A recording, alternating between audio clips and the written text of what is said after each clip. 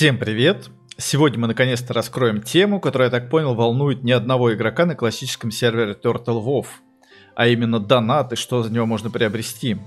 Как он реализован и, самое главное, как выглядят различные косметические предметы, которые вы можете найти в ассортименте.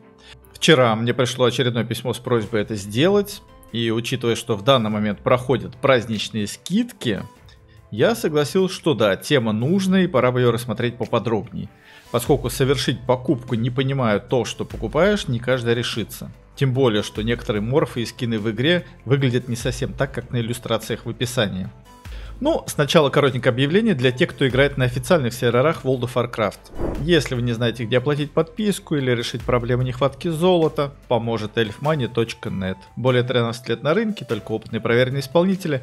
Лучшее качество, вежливые сотрудники. А для моих подписчиков скидка 10% по промокоду Vanilla10, ссылка в описании.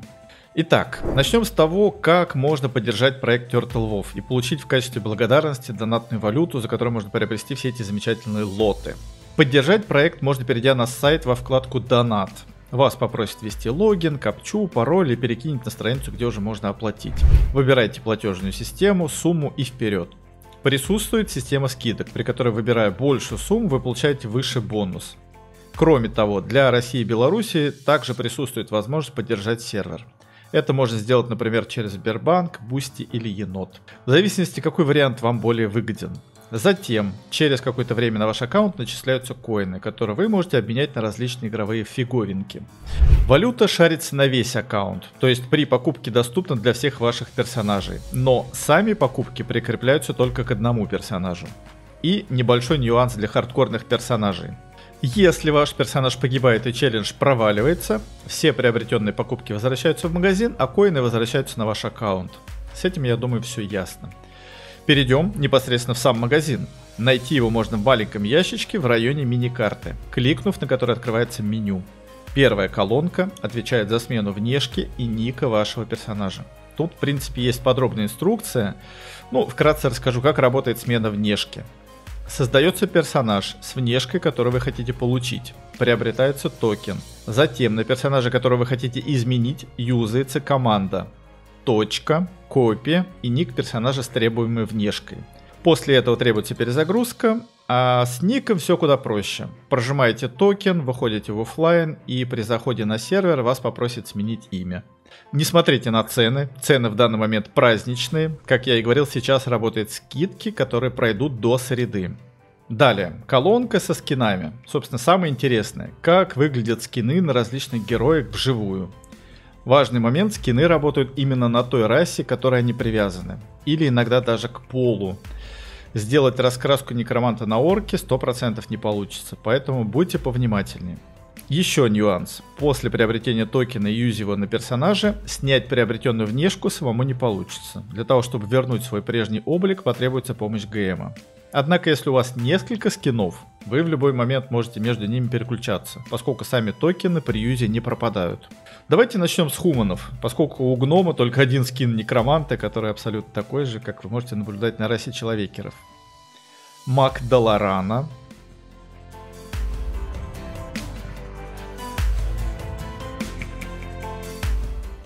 Древняя раса Азота.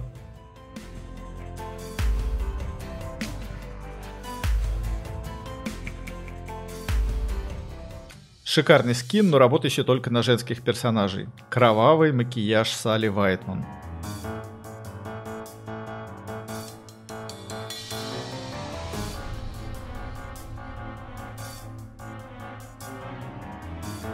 Скин Аркан Зависимости.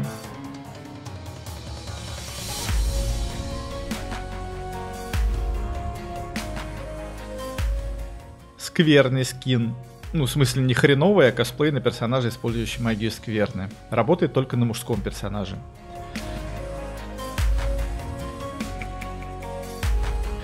Внешность зависимого от магии льда. Кстати, эта внешка мне больше напоминает рыцаря смерти.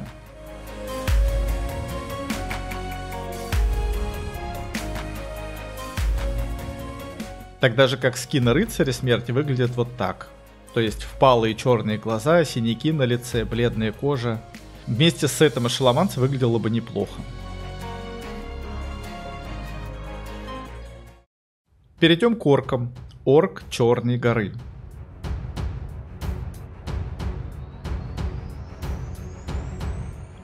Орки Макхаров. Клан, родом из которого вождь Орды Трал.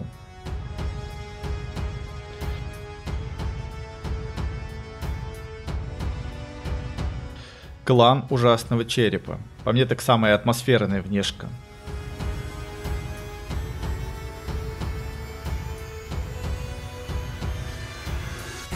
Клан Черной горы. Не путайте с орком Черной горы.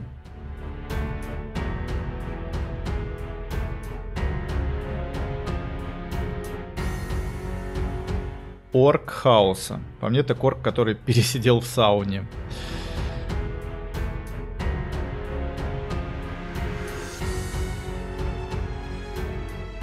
Дворфы. Несмотря на то, что на Turtle Wolf добавили много бесплатных скинов, имеются и интересные донатные. Например, Дворф Грозового Молота. Мне его пришлось раздеть, чтобы вы видели татухи.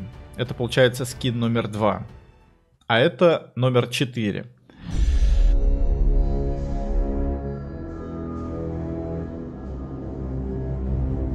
Дворф Черного Железа.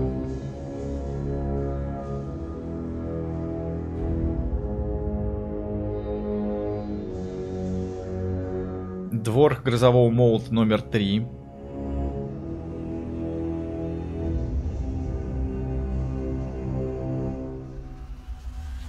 Дворф Рыцарь Смерти.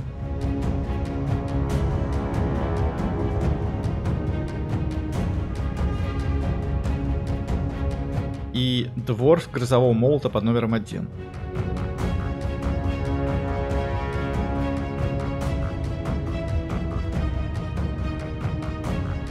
Земляной дворф, или их, наверное, правильнее называть земельники.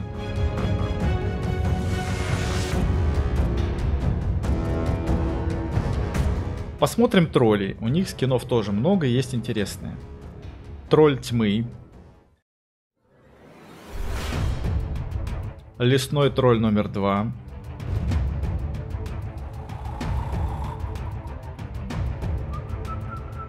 Тролль зомби.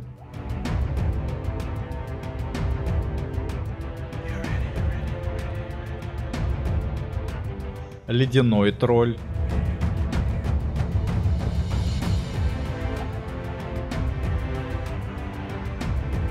Тролль песчаной бури.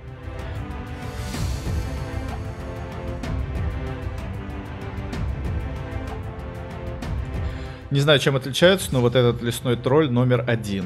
Наверное, оттенком кожи. Перейдем к ночным эльфам. Эльф Благословление Природы 1.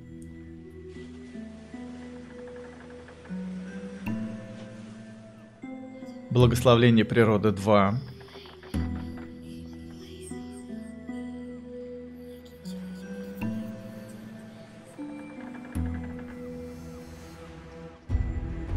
Благословление 3 только для мужского персонажа.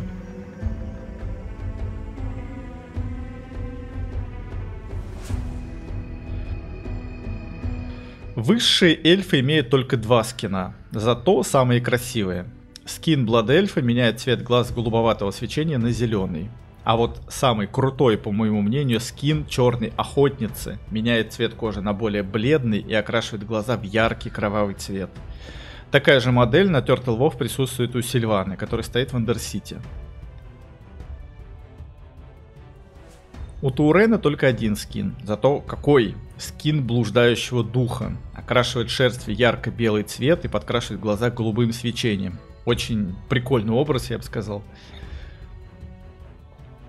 Следующая колонка отвечает за игровые удобства. Пожалуй, самая спорная колонка. Кто-то считает, что походные римботы и 30-слотовые сумки портят дух классики. Кому-то это не кажется. Не буду высказывать свое мнение. Предлагаю вам в комментариях обсудить, насколько эти покупки выгодно отличают персонажа, их купивших, от обычных игроков. Значит, первое. Первое — это у нас недавнее нововведение. Возможность покупать фэшн-коины для трансмога. Что это такое, как пользоваться? Смотрите видео по подсказке «Трансмогрификация на Turtle Wolf». Далее. Походный аукционер. Моб, вызывающий аукцион в любом месте, даже в инсте. Рекомендую к нему покупать также переносной почтовый ящик, чтобы сразу забирать предметы. Сумки 28-слотовые и 36-слотовые. Устройство для дуал-спека. Опять же, есть подробное видео его использования, смотрите подсказку. Суть этого лота в том, что в игре есть аналог, приобретаемый за золото, но с 55 уровня. Донатным же можно пользоваться уже с 10 левела. Походный банк, римбот и вторая версия походного банка. Если кому-то не нравятся мулы, можно взять кадоев. Далее, глифы для друля. Собственно, я бы вам показал, но у меня в данный момент нет прокачанного друида, поэтому я пишу на словах. Первый дает друиду в форме медведя белый цвет. Второй меняет тюленя на касатку. Третий превращает дефолтную форму кота в тигра. Причем вот тут неверно отображено на скрине. На скрине показана такая белая кошечка, а по факту вы получите полосатого тигра в черно-белой раскраске. Такого, как вы могли видеть в Тернистой долине по квесту «Большая охота». Это, собственно, заменяет Мункин форму на астральную форму, если вам не нравится, как выглядят Мункины. Вы страшный человек, если вам не нравятся Мункины. Как такое вообще возможно? Ну и, собственно, форма Мункина из Винтерспринга. Давайте к маунтам. Пятнистая кошка.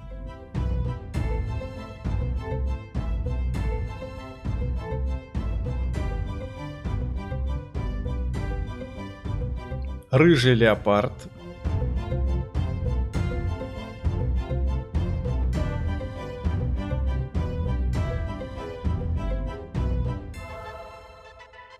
Легкоперый гиппогриф.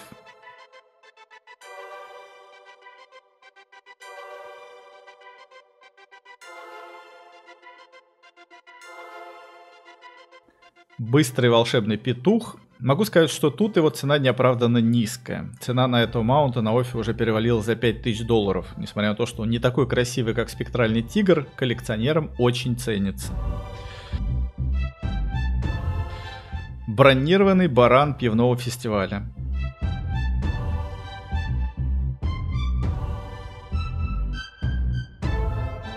Бронированный ордынский волк.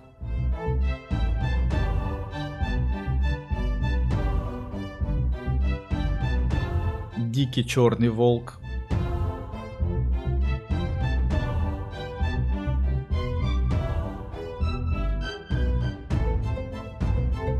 Бронированный кода с пивного фестиваля.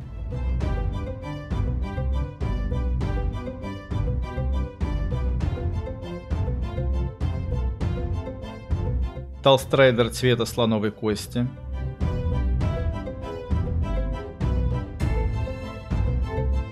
Серый Талстрайдер.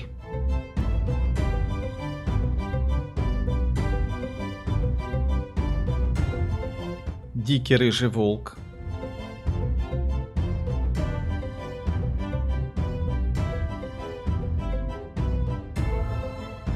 Белая кошка, похожая на ледопарда зимних ключей, но у той цвет немного другой.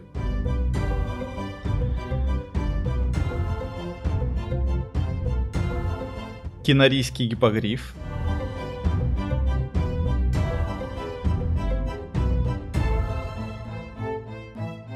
Зебра. С рогом, кстати, на лбу.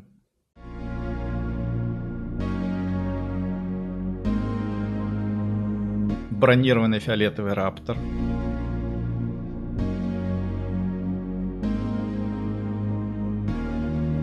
Бронированный обсидиановый раптор.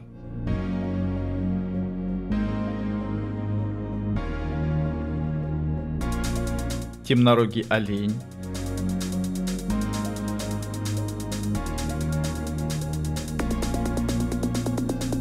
Бронированный розовый медведь. Очень похож на манийского медведя.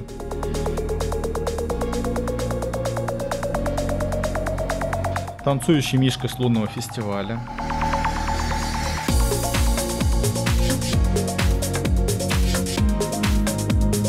Лазурный ледопард.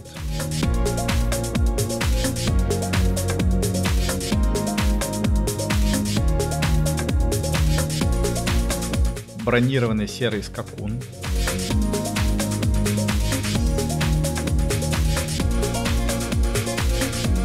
Грустное облачко.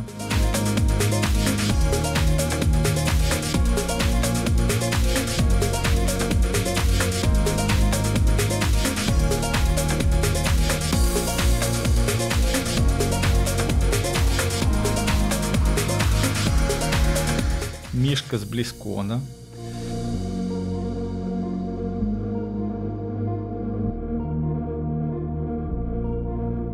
Бронированный ледяной медведь. Опять же, мишка похож на аманийского, только белый.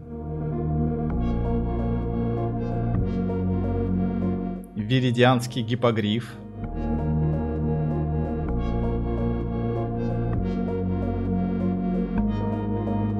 Бронированный аликовский скакун.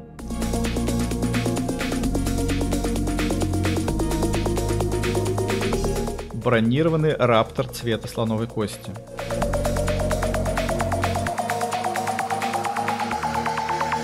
Черная зулианская пантера.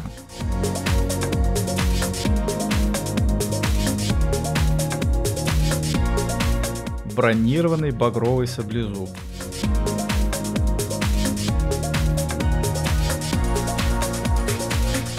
Тигр тернистой долины.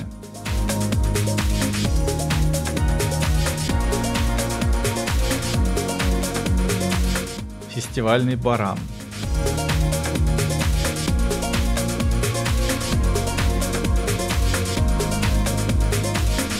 Серый талстрайдер.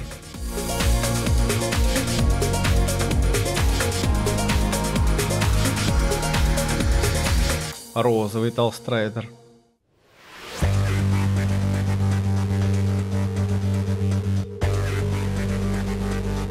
Бирюзовый талстрайдер.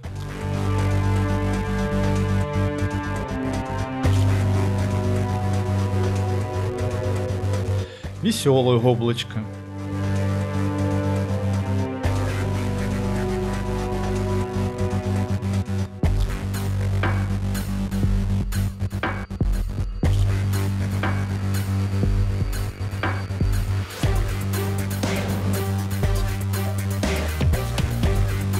Бронированный алый конь смерти.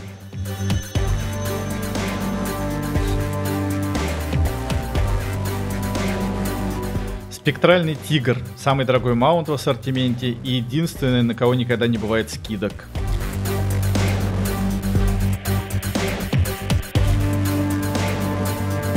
Белый кильдарасский скакун. Официальный маунт высших эльфов. Ну, может кто-то захочет его получить, не качая реп с ними. Дикий черный баран.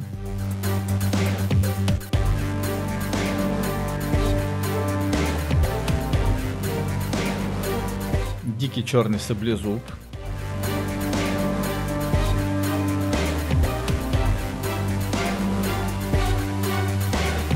Золотой леопард.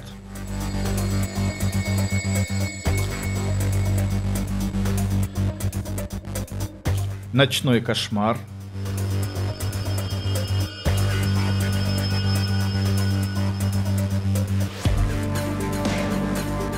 Прирученный Ракшири.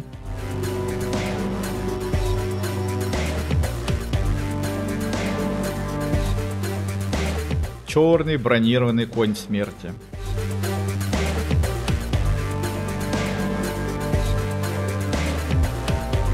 Бронированный красный медведь.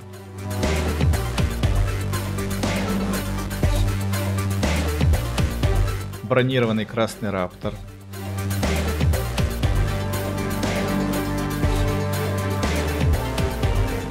Собственно, Анзу, или как он тут наречен, Лорд Ворон.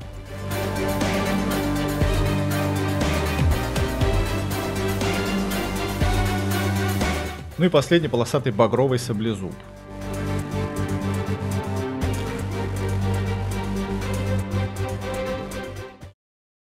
Теперь давайте быстренько посмотрим компаньонов маленьких призывных петов.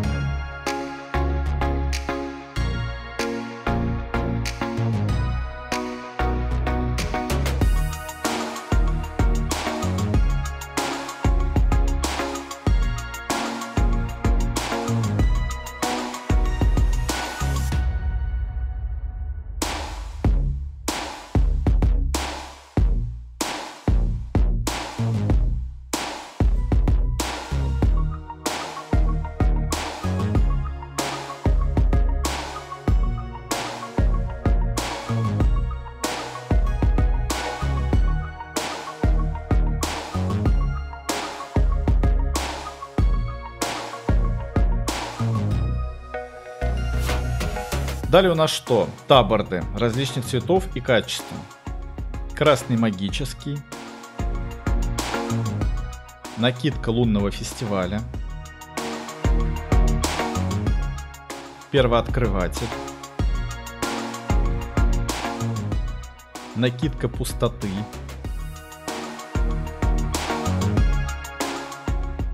Накидка природы.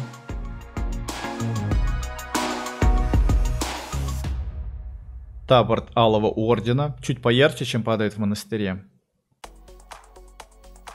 Накидка плети.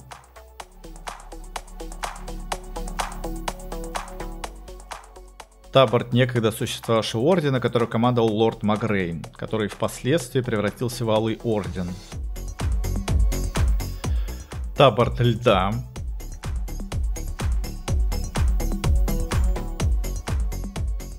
Накидка солнечного огня. Черный магический таборд. Бриллиантовая накидка. Таборд арканы. Таборд пламени. Накидка летних небес. Таборд жителя Деларана. Таборд гвардии Стормгарда. Накидка ярости. И накидка из золотой ткани. Ну и переходим к морфам. Последняя наша вкладка. Иллюзии, которые могут вас превращать в различных героев. Двухголовый огр. У огров наличие двух голов считается элитным признаком. Как правило, именно двуголовые огры занимают самое высокое место в иерархии. Ворген. Тень.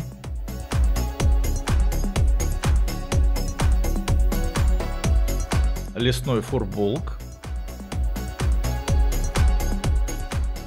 Призрак. Суккуба. Банши. Гнол. Скелет плети. Сатир. И любимый многими Мишка Пандарен. Надеюсь, этот небольшой обзор помог вам с выбором, и вы поставите этому видео лайк. И я надеюсь, подпишитесь на канал, чтобы дальше узнавать что-то полезное из мира WoW Classic. Как с официальных серверов, так и с пиратских проектов. Удачи, не болейте!